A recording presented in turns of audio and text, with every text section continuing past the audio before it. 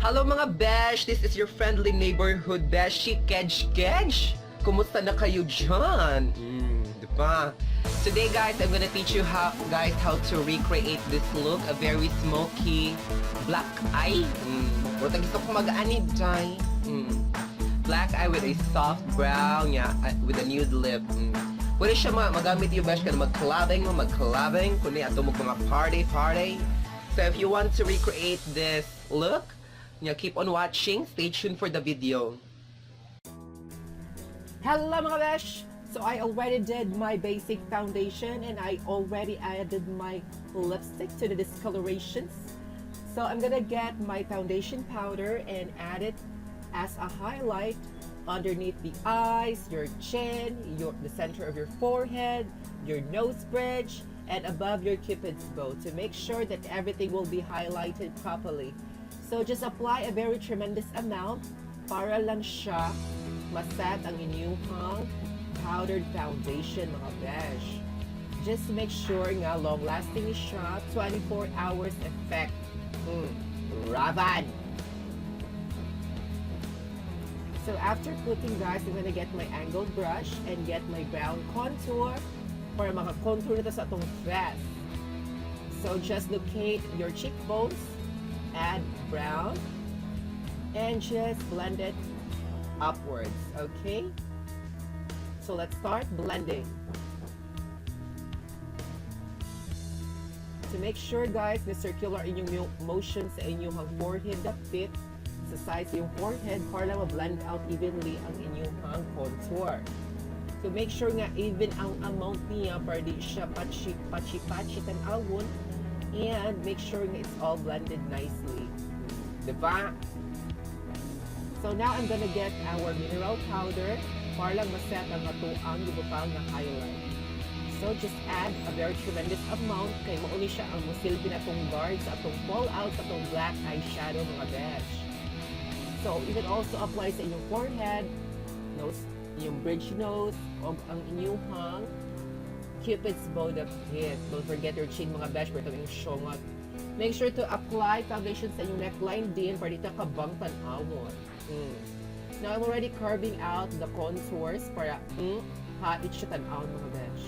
Para makaingon mga epic model. So now I'm getting a neutral eyeshadow palette and I'm gonna get the white first to act as our base. So you just need to blend lang mga besh. Make sure evenly siya na blend out. And don't neglect the other eye mga besh. Apply kung daghan. Para naman rumaraban. So now mga besh, I'm getting a blending brush and I'm going to choose a very dark neutral brown. So this will act as our transition shade mga besh. And I will start sa ang outer lid going inwards to blend. So make sure lang besh na natay even amount just to act as our transition shade. So just keep on blending until you're happy. Okay? So don't neglect the other eye mga besh. Keep on adding. Para naman rumaraban. O, diba? Roger, si Bisbinchin, oy? So now I'm getting a small blending brush and I'm going to choose the black eyeshadow na mga besh. So this is going to be our primary shadow. Yeah. We're gonna make this eye very smoky. Mortal si Smoke ani sa Mortal Kombat mga besh. Pak! Black eye. Just keep on blending mga besh until nga consistent na siya. Yeah, make sure nga ang padung sa iyahang upward is very blended out para mura siya og asul. O ba't gitawag siya smoky. So just apply the other eye as well mga besh.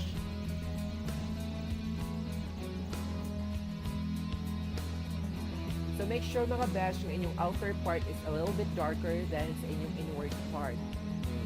So now I'm going to use a black creamy eyeliner so that we can apply our liquid liner after. So make sure na evenly siya mga besh. Make sure mga besh na close yan sa inyong lashes and add sa bottom part as well. So make sure mga besh nga evenly good siya, ha? Sakit niya siya dai pero magkadugay, maanad ra mo. Mura na siya love life ba, maanad ra mo. So I'm just getting a brush and blending out sa ato ang lower part para lang even tan-awon siya sa ato ang lid. So if you like, you can also blend accordingly sa inyong smoky eye.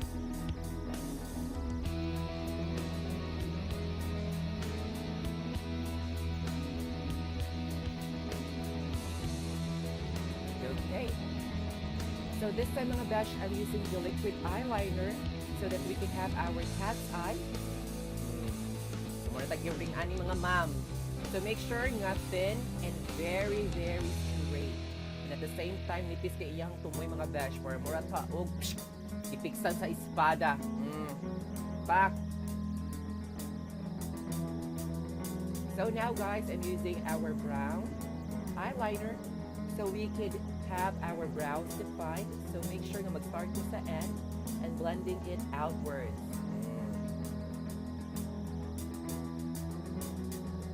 So after using our liner, we're going to use a spoolie to blend out. Now guys, I'm using a brow gel so that we can set our eyeliner. So kano siya mga guys, this mo siya para lang ma-define ang ato ang brows ng mga diba? So now I'm getting a white shadow because of the eyeshadow palette, and I'm going to use this to set our brow bow. So useful ni siya nga technique mga besh para di siya messy tan-awon ang iyang transition shade gikan sa itom. So now I'm just getting my false face and I'm going to cut it in half. Ato siya itong mga besh kay dramatic na kaayo kung full lashes sa itong gamiton kay bro. Or na taog si kabagona. So I'm just getting my eyelash glue.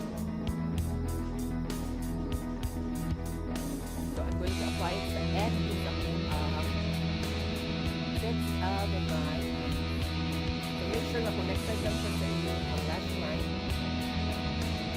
And kung makamantin yung mga besh, mura man siya sukam tan-awon. Pero pag sa orang rabong o gano'n na siya, it will dry so you can adjust lang lightly. Diba? O, pasensya na sa managtiayong na natuloy sa amin. So guys, what I'm doing is I'm just blending out sa katuang giset na powdered foundation so that mura na siyang airbrush effect. So, nagtiayong na sa amin. Uy, mura may slag ato sa video. Nababay price tag show it up galore! So guys, what I'm doing is I'm just making sure that everything is evenly blended out. So I'm just applying a little amount of foundation below my eyelid, below my eyes para lang siya clear tan-awon ang iyang pag-smoky eyes sa iyang So now I'm just getting my highlighter. So I'm gonna use a fan brush so that I can highlight my cheekbones. So I'm gonna get this shade where she pick up the goldie. And we just need to start blending. So make sure guys, ngayon ka-blending sa inyong highlight is evenly blend out food. Kaya mo na siya marag silbi na itong murag ato ang shining, shimmering, splendid sa itong pagkamat sa face. So I'm just getting a very white tone highlight and I'm putting it in my cupid's bow. So kanina siya bash, dugay na kasaraan na kayo siya ng technique para lang mo pop out ang ilahang nabil. Mo this is Angelina Jolie. And I'm also applying sa akong nose bridge para lang ma-highlight ko naman yung bumi, pwede siyang natag-awon. Dahil like na Filipino ang ating pagkagoli. Yung ba yun? So lastly, I'm just getting my nude lipstick. So I'm applying it sa padung inwards para lang siya blended nicely and evenly. Raban. So there you have it guys, this is the look. Hope na nag-enjoy mo and learn something new. Again, this is Sketch. See you.